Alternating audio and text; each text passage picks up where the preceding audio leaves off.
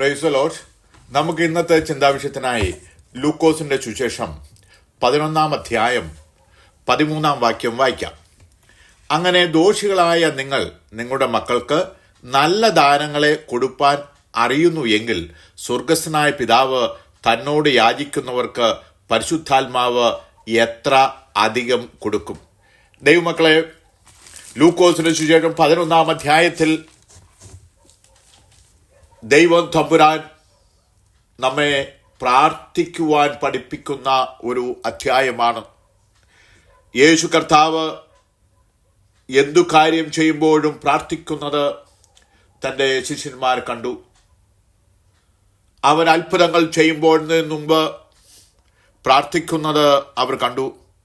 യാത്രയ്ക്ക് പുറപ്പെടുന്നതിന് മുമ്പ് പ്രാർത്ഥിക്കുന്നത് അവർ കണ്ടു. അതിനുശേഷം ശിഷ്യന്മാർ യേശുവിനോട് ചോദിക്കുകയാണ്.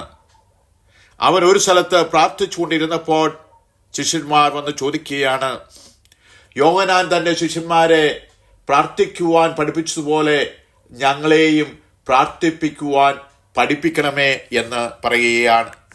ദൈവം പ്രാർത്ഥിക്കുമ്പോൾ 5 അപ്പം കൊണ്ട് 5000 പോഷിപ്പിക്കുവാൻ നേരത്ത് യേശു സ്വർഗത്തിലേക്ക് നോക്കി പ്രാർത്ഥിച്ച് വാഴ്ത്തി അനുഗ്രഹിച്ചു കൊടുക്കുന്നത് കണ്ടു.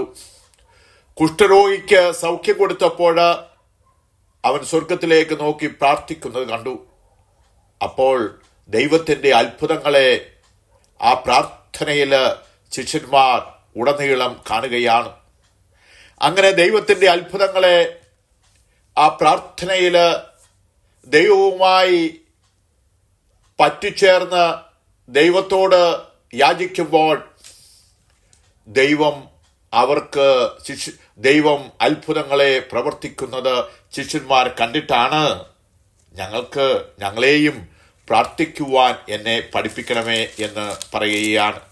അതുകൊണ്ടാണ് യേശു കർത്താവ് പറയുകയാണ്, ദോഷികളായ നിങ്ങൾ നിങ്ങളുടെ മക്കൾക്ക് നല്ല ദാനങ്ങളെ കൊടുപ്പാൻ അറിയുന്നു എങ്കിൽ ഈ ലോകത്തിലുള്ള നമ്മൾ ഉൾപ്പെടെയുള്ള എല്ലാ മനുഷ്യരും തെറ്റു ചെയ്തതാണ്.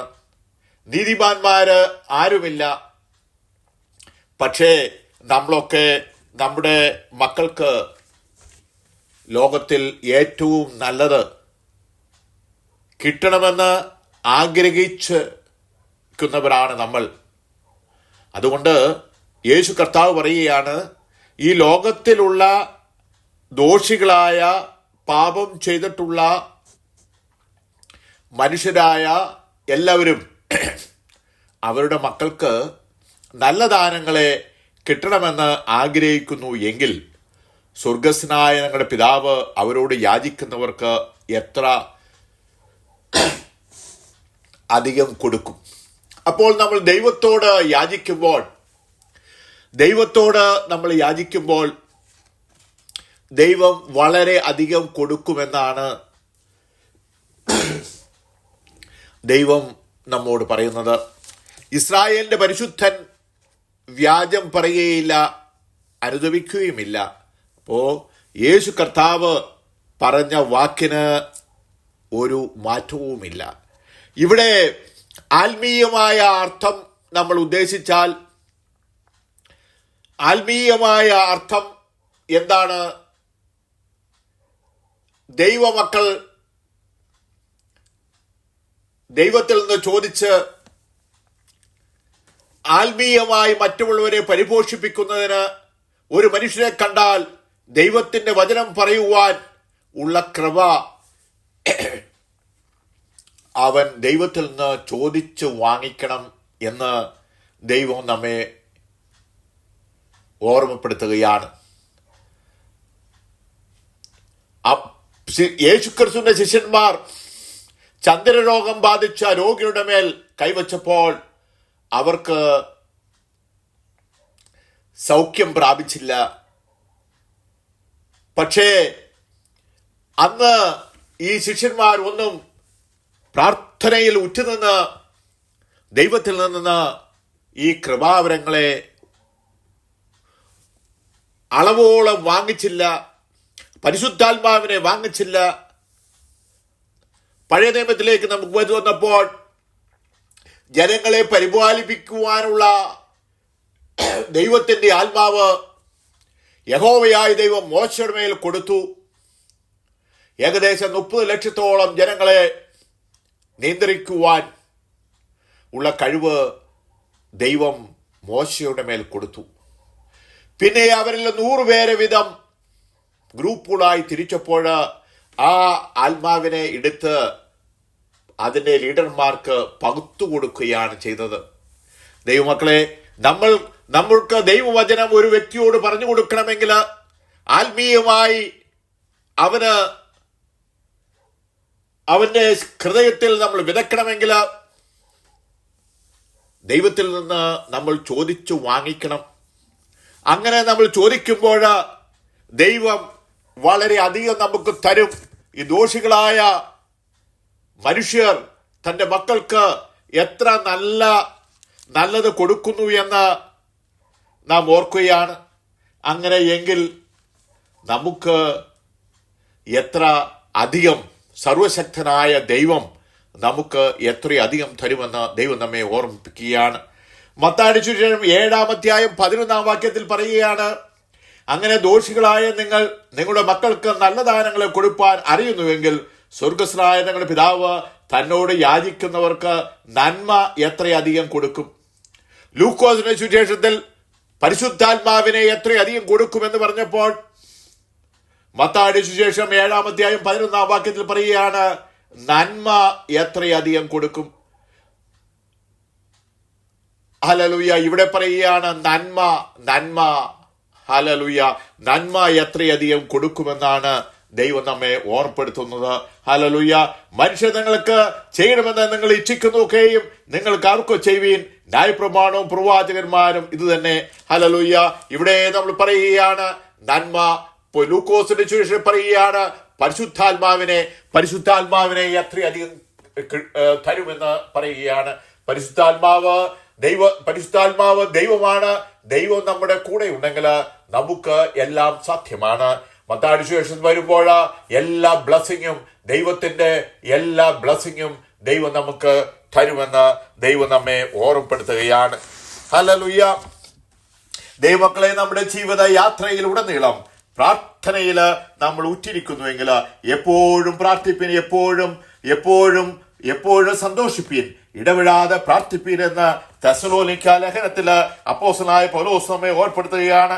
പൗലോസിന്റെ ജീവിതയാത്രയിൽ ഉടനീളം ഹല്ലേലൂയ പൗലോസ് പറയുകയാണ്, ഹല്ലേലൂയ, എപ്പോഴും നമ്മൾ പ്രാർത്ഥിക്കണം, ദൈവത്തോട് യാചിക്കണം. ഹല്ലേലൂയ. ആകാശഭൂമിക്ക് മീതെ ഉയർന്നിരിക്കുന്ന പോലെ അവന്റെ ദയ അവന്റെ ഭക്തന്മാരോട് വലുതാണ്, അവൻ കരുണയുള്ളവനാണ്. അതുകൊണ്ടാണ് ഇബ്രായ ലേഖനത്തിൽ പറയുന്നുണ്ട്, അതുകൊണ്ട് കരുണ ലഭിക്കാനുള്ള തത്സമയത്ത് സഹായിപ്പാനുള്ള കൃപ ലഭിപ്പാനും നാം ധൈര്യത്തോടെ കൃപാസനത്തിന് അടുത്ത് ചെല്ലുക. നമ്മൾ എന്ത് ചെയ്യും? ദൈവത്തിന്റെ കൃപാസനത്തിലേക്ക് നമ്മൾ അടുത്ത് ചെല്ലുക. കാലേബ് ദൈവത്തോട് പറ്റിച്ചേർന്നിരുന്ന പോലെ നാം ദൈവത്തോട് പറ്റിച്ചേർന്ന് ഇരുന്ന് ജീവിക്കുന്നു എങ്കിൽ ദൈവം നമ്മെ അനുഗ്രഹിക്കുന്ന ദൈവമാണ്. നമുക്ക് പരിശുദ്ധാത്മാവിനെ തരുന്ന ദൈവമാണ്. നമുക്ക് നന്മ തരുന്ന ദൈവമാണ്. പ്രാർത്ഥിക്കുക എന്നാൽ ദൈവത്തോട് കൂടെ വാസം ചെയ്യുക എന്നാണ് അർത്ഥം. നാം ദൈവത്തോട് കൂടെ നമ്മൾ വാസം ചെയ്യുന്നുവെങ്കിൽ യോശുവ പറയുകയാണ്, സൂര്യനും ചന്ദ്രനെയും അവിടെ നിൽക്കുക എന്ന് പറഞ്ഞപ്പോൾ യോശുവയുടെ പുസ്തകം 10-ാം അധ്യായം 12-ാം വാക്യത്തിൽ പറയുകയാണ്, ഹല്ലേലൂയ, സൂര്യനെയും ചന്ദ്രനെയും യോശുവയുടെ വാക്ക് കേട്ട് അനുസരിച്ചു. കാരണം എന്താണ്?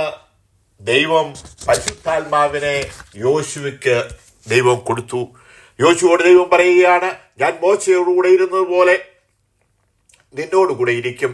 നീ എന്റെ ജീവിതകാലത്ത് ഒരിക്കലും ഒരു മനുഷ്യനും നിന്റെ നേരെ നിവർന്ന് നിൽക്കുകയില്ല.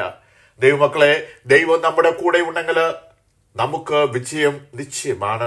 ദാവീദിന്റെ കൂടെ ദൈവം ഉണ്ടായിരുന്നപ്പോൾ മല്ലനായ ഗോലിയാത്തിനെ ഒരു ആയുധവുമില്ലാതെ ഒരു കവണിയും കുറച്ച് ചെറു കല്ലുകളുമായി ചെന്നിട്ട് ആ മല്ലനായ ഗോലിയാത്തിനെ കൊന്ന് കളയുവാൻ ദാവീദിന് കഴിഞ്ഞു. കാരണം ദൈവം അവന്റെ കൂടെ ഉണ്ട്. പ്രാർത്ഥനാവീരനായ ദാവീദ് അവൻ പ്രാർത്ഥിച്ചപ്പോൾ പരിശുദ്ധാത്മാവിന്റെ അഭിഷേകം അവന്റെ മേൽ ദൈവം കൊടുക്കുകയാണ്. അതുകൊണ്ട് നമ്മുടെ ജീവിതയാത്രയിലുടനീളം എപ്പോഴൊക്കെ പരിശുദ്ധാത്മാവിന്റെ അഭിഷേകം നമ്മൾക്ക് കിട്ടുന്നു എങ്കിൽ, ആ പരിശുദ്ധാത്മാവിന്റെ അഭിഷേകം നമ്മുടെ മേലുണ്ട് എങ്കിൽ, ദൈവത്തിന്റെ വചനത്തിന്റെ ആഴമായ മർമ്മങ്ങളെ മറ്റൊരു വ്യക്തിക്ക് പറഞ്ഞു കൊടുക്കുവാനുള്ള ജ്ഞാനം, കൃപ ദൈവം നമ്മൾ മേൽ പകരും. അങ്ങനെ നമുക്ക് ആ കൃപയില്ലെങ്കിലാണ് നമ്മളവരെ ഒരു മനുഷ്യനെ കാണുമ്പോൾ അവരെ ദൈവവചനം പറഞ്ഞു കൊടുക്കുന്നതിന് വേണ്ടി മറ്റൊരുത്തിന്റെ അടുത്തേക്ക് ഡയറക്റ്റ് ചെയ്ത് വിടേണ്ടി വരുന്നത്. അവന് രോഗമുണ്ടെങ്കിൽ നാം കൈവച്ച് പ്രാർത്ഥിക്കുമ്പോൾ ദൈവം അവന് സൗഖ്യം കൊടുക്കും. അപ്പോസ്തലനായ പത്രോസിന്റെ നിഴലടിച്ചപ്പോൾ രോഗികൾ സൗഖ്യം വന്നു എന്ന് നമ്മൾ വായിക്കുകയാണ്. അവർ പ്രാർത്ഥിക്കേണ്ട നിഴലടിച്ചപ്പോൾ രോഗികൾക്ക് സൗഖ്യം വരുന്നു. അപ്പോസ്തലനായ പൗലോസ് താൻ ഉപയോഗിച്ച വസ്ത്രം കൊണ്ട് രോഗികളുടെ മേലിട്ടപ്പോൾ രോഗികൾ സൗഖ്യം വന്നതായി നാം കാണുകയാണ്. കാരണം അവരൊക്കെ പ്രാർത്ഥിച്ചപ്പോൾ ദൈവം പരിശുദ്ധാത്മാവിനെ അവരുടെ മേൽ ധാരാളമായി കൊടുത്തു എന്ന് നാം കാണുകയാണ്. നമുക്ക് നമ്മുടെ കുറിവാക്യത്തിലേക്ക് വരാം. 11-ാം അധ്യായം 13-ാം വാക്യം. അങ്ങനെ ദോഷികളായ നിങ്ങൾ നിങ്ങളുടെ മക്കൾക്ക് നല്ല ദാനങ്ങളെ കൊടുപ്പാൻ അറിയുന്നുവെങ്കിൽ സ്വർഗസ്വനായ പിതാവ് തന്നോട് യാചിക്കുന്നവർക്ക് പരിശുദ്ധാത്മാവിനെ എത്ര അധികം കൊടുക്കും. ദൈവമക്കളെ, നമ്മുടെ ജീവിതയാത്രയിൽ ഉടനീളം ദൈവത്തോട് നമ്മൾ ചോദിച്ചാൽ ദൈവം പരിശുദ്ധാത്മാവിനെ നമുക്ക് അധികമായി തരും. പരിശുദ്ധാത്മാവ് ദൈവമാണ്. ദൈവം നമ്മുടെ കൂടെ വാസം ചെയ്യുന്നു എങ്കിൽ നമ്മുടെ ജീവിതത്തിൽ നമുക്ക് വിജയം നിശ്ചയമാണ്. നമ്മെ തോൽപ്പിക്കുവാൻ ആർക്കും കഴിയില്ല. നാം ദൈവത്തിന്റെ കരങ്ങളിലാണ് ഇരിക്കുന്നത്. അതാണ് ആവർത്തന പുസ്തകം 33-ാം അധ്യായം മോശ എഴുതിയിരിക്കുകയാണ്, യഹോവയുടെ വിശുദ്ധന്മാർ അവന്റെ കരങ്ങളിലാണ് ഇരിക്കുന്നത്. ദൈവത്തിന്റെ കരങ്ങളിൽ ഇരിക്കുന്ന ഒരു വ്യക്തിയെ പിടിക്കുവാൻ ഈ ലോകത്തിൽ ഒരു ശക്തിക്കും കഴിയുകയില്ല. അതുകൊണ്ട് ദൈവമക്കളെ, നമ്മുടെ ജീവിതയാത്രയിൽ ഹല്ലേലൂയ പ്രാർത്ഥനയിൽ ഉറ്റിരിക്കണം. ദൈവത്തോട് ചോദിച്ച് പരിശുദ്ധാത്മാവിനെ അധികം നമ്മൾ വാങ്ങിക്കണം. മത്തായിയുടെ സുവിശേഷം പറയുകയാണ്, പരിശുദ്ധാത്മാവിന് പകരം നന്മ വാങ്ങിക്കണം. അതായത് ദൈവം നമ്മോടുകൂടെ വാസം ചെയ്യണം. ദൈവത്തോട് നമ്മൾ ചേർന്നിരിക്കണം. ദൈവത്തിന്റെ വചനത്തെ മുറുകെ പിടിച്ചുകൊണ്ട് നമ്മൾ ജീവിക്കുന്നു എങ്കിൽ നമ്മുടെ ജീവിതയാത്രയിൽ നമുക്ക് വിജയം നിശ്ചയമാണ്. ഈ വചനങ്ങളാൽ പിതാവിന്റെയും പുത്രന്റെയും പരിശുദ്ധാത്മാവിന്റെ നാമത്താൽ ഞാൻ എല്ലാവരെയും അനുഗ്രഹിക്കുന്നു. ദൈവം അങ്ങനെ ചെയ്തിരിക്കുന്നതിനായി സ്തോത്രം. യേശുവിന്റെ നാമത്തിൽ കർത്താവേ, ആമേൻ.